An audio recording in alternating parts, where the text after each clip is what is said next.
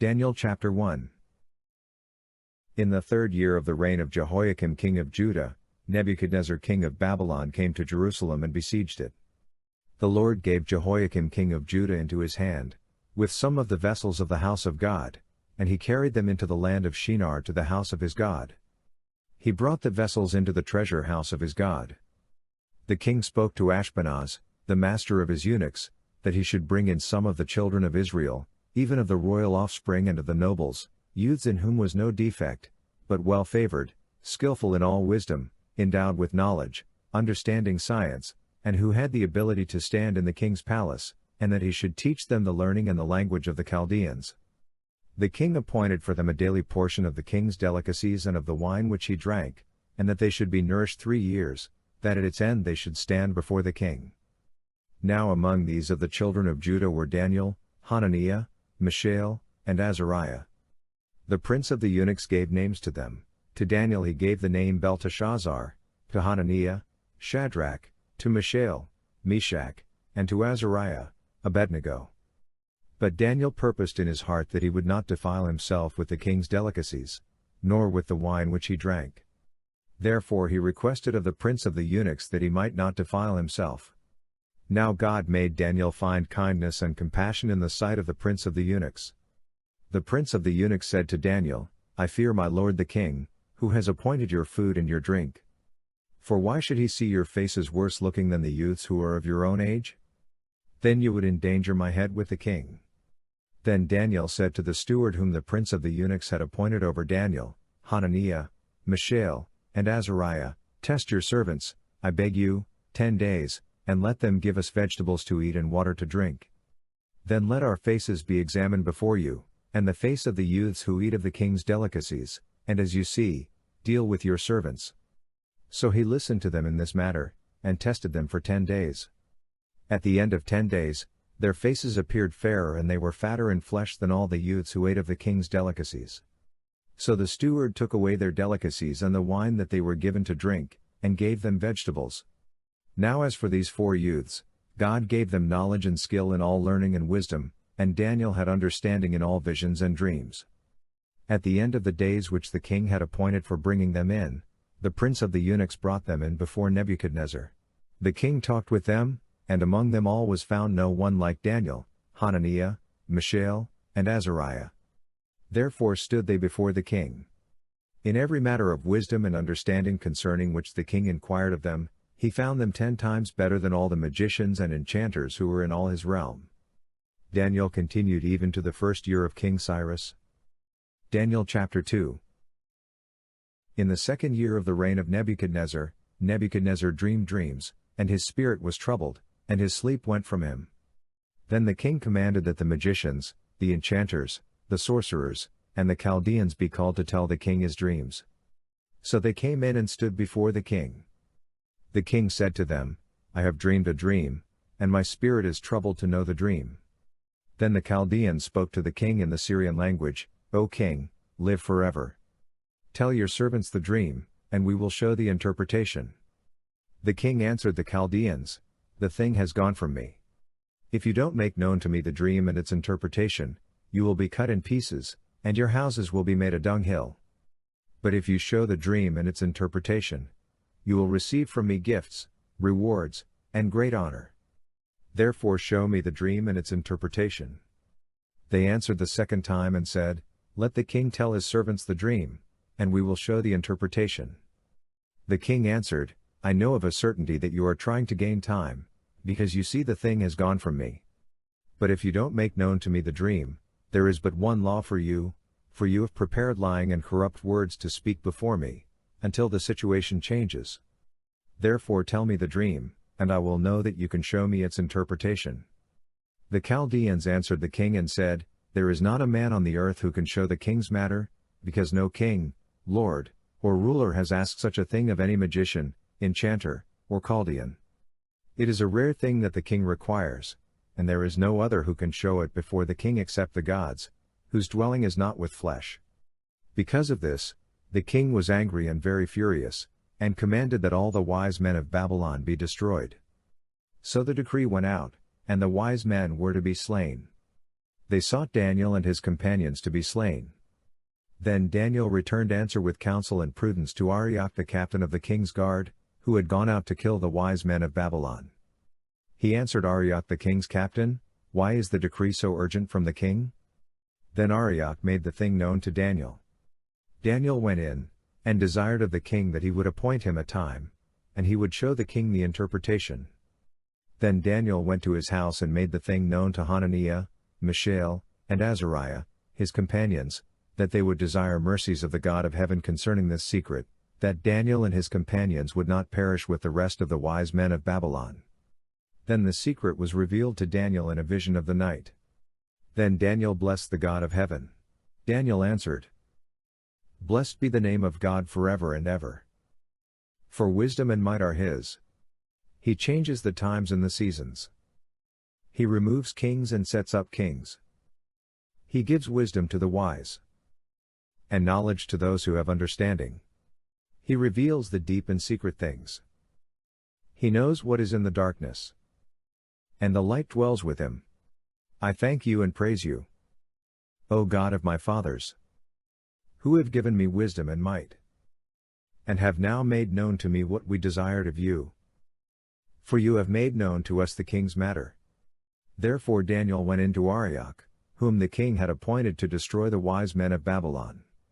He went and said this to him, "Don't destroy the wise men of Babylon. Bring me in before the king, and I will show to the king the interpretation." Then Arioch brought in Daniel before the king in haste, and said this to him, "I have found a man of the children of the captivity of Judah who will make known to the king the interpretation." The king answered Daniel, whose name was Belteshazzar, "Are you able to make known to me the dream which I have seen, and its interpretation?" Daniel answered before the king, and said, "The secret which the king has demanded can't be shown to the king by wise men, enchanters, magicians, or soothsayers, but there is a God in heaven who reveals secrets, and he has made known to King Nebuchadnezzar what will be in the latter days. Your dream and the visions of your head on your bed are these. As for you, O king, your thoughts came on your bed, what should happen hereafter, and he who reveals secrets has made known to you what will happen. But as for me, this secret is not revealed to me for any wisdom that I have more than any living, but to the intent that the interpretation may be made known to the king, and that you may know the thoughts of your heart. You, O king, saw, and behold, a great image. This image, which was mighty, and whose brightness was excellent, stood before you, and its appearance was terrifying. As for this image, its head was of fine gold, its breast and its arms of silver, its belly and its thighs of bronze, its legs of iron, its feet part of iron and part of clay. You saw until a stone was cut out without hands, which struck the image on its feet that were of iron and clay, and broke them in pieces. Then the iron, the clay, the bronze, the silver, and the gold were broken in pieces together, and became like the chaff of the summer threshing floors. The wind carried them away, so that no place was found for them. The stone that struck the image became a great mountain and filled the whole earth. This is the dream, and we will tell its interpretation before the king. You, O king, are King of kings, to whom the God of heaven has given the kingdom, the power, the strength, and the glory. Wherever the children of men dwell, he has given the animals of the field and the birds of the sky into your hand, and has made you rule over them all. You are the head of gold. After you, another kingdom will arise that is inferior to you, and another third kingdom of bronze, which will rule over all the earth. The fourth kingdom will be strong as iron, because iron breaks in pieces and subdues all things, and as iron that crushes all these, it will break in pieces and crush. Whereas you saw the feet and toes, part of potter's clay and part of iron, it will be a divided kingdom, but there will be in it of the strength of the iron, because you saw the iron mixed with miry clay. As the toes of the feet were part of iron, and part of clay, so the kingdom will be partly strong and partly brittle. Whereas you saw the iron mixed with miry clay, they will mingle themselves with the seed of men, but they won't cling to one another, even as iron does not mix with clay. In the days of those kings the God of heaven will set up a kingdom which will never be destroyed, nor will its sovereignty be left to another people, but it will break in pieces and consume all these kingdoms, and it will stand forever. Because you saw that a stone was cut out of the mountain without hands, and that it broke in pieces the iron, the bronze, the clay, the silver, and the gold the great God has made known to the king what will happen hereafter. The dream is certain, and its interpretation sure. Then King Nebuchadnezzar fell on his face, worshipped Daniel, and commanded that they should offer an offering and sweet odors to him. The king answered to Daniel, and said, Of a truth your God is the God of gods, and the Lord of kings, and a revealer of secrets, since you have been able to reveal this secret. Then the king made Daniel great and gave him many great gifts, and made him rule over the whole province of Babylon and to be chief governor over all the wise men of Babylon. Daniel requested of the king, and he appointed Shadrach, Meshach, and Abednego over the affairs of the province of Babylon, but Daniel was in the king's gate. Daniel chapter 3. Nebuchadnezzar the king made an image of gold, whose height was 60 cubits and its width 6 cubits. He set it up in the plain of Dura, in the province of Babylon. Then Nebuchadnezzar the king sent to gather together the local governors, the deputies, and the governors, the judges, the treasurers, the counselors, the sheriffs, and all the rulers of the provinces, to come to the dedication of the image which Nebuchadnezzar the king had set up. Then the local governors, the deputies, and the governors, the judges, the treasurers, the counselors, the sheriffs, and all the rulers of the provinces were gathered together to the dedication of the image that Nebuchadnezzar the king had set up, and they stood before the image that Nebuchadnezzar had set up. Then the herald cried aloud, To you it is commanded, peoples, nations, and languages, that whenever you hear the sound of the horn, flute, zither, lyre, harp, pipe, and all kinds of music, you fall down and worship the golden image that Nebuchadnezzar the king has set up. Whoever doesn't fall down and worship shall be cast into the middle of a burning fiery furnace the same hour. Therefore at that time, when all the peoples heard the sound of the horn, flute, zither, lyre, harp, pipe, and all kinds of music, all the peoples, the nations, and the languages fell down and worshipped the golden image that Nebuchadnezzar the king had set up. Therefore at that time certain Chaldeans came near and brought accusation against the Jews. They answered Nebuchadnezzar the king, O king, live forever. You, O king, have made a decree that every man who hears the sound of the horn, flute, zither, lyre, harp, pipe, and all kinds of music shall fall down and worship the golden image, and whoever doesn't fall down and worship shall be cast into the middle of a burning fiery furnace. There are certain Jews whom you have appointed over the affairs of the province of Babylon, Shadrach, Meshach, and Abednego. These men, O king, have not respected you. They don't serve your gods, and don't worship the golden image which you have set up. Then Nebuchadnezzar in rage and fury commanded that Shadrach, Meshach, and Abednego be brought. Then these men were brought before the king.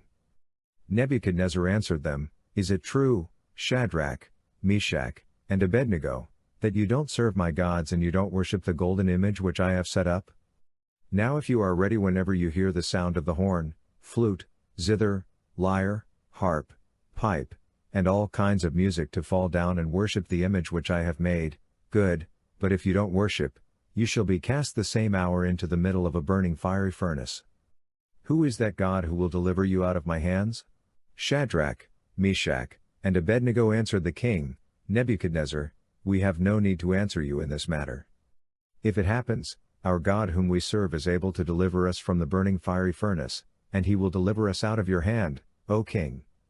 But if not, let it be known to you, O king, that we will not serve your gods or worship the golden image which you have set up.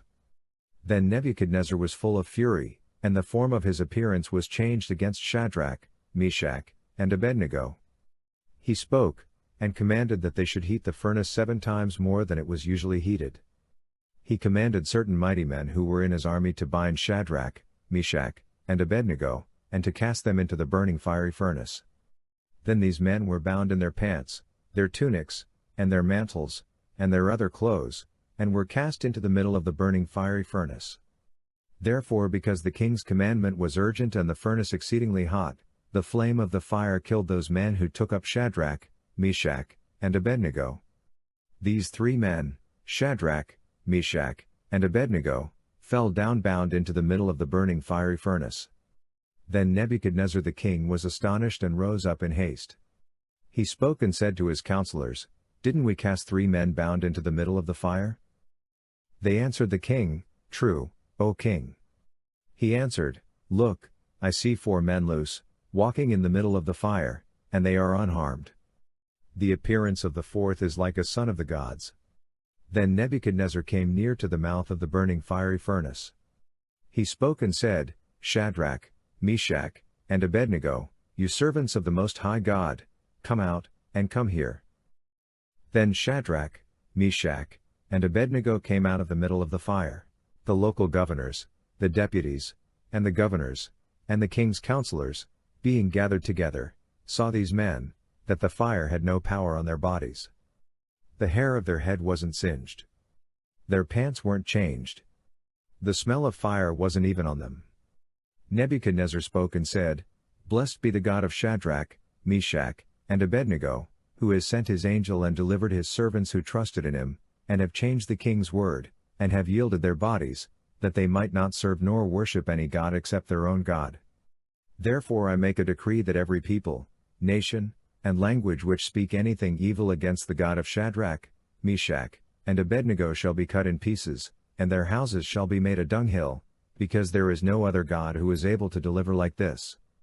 Then the king promoted Shadrach, Meshach, and Abednego in the province of Babylon.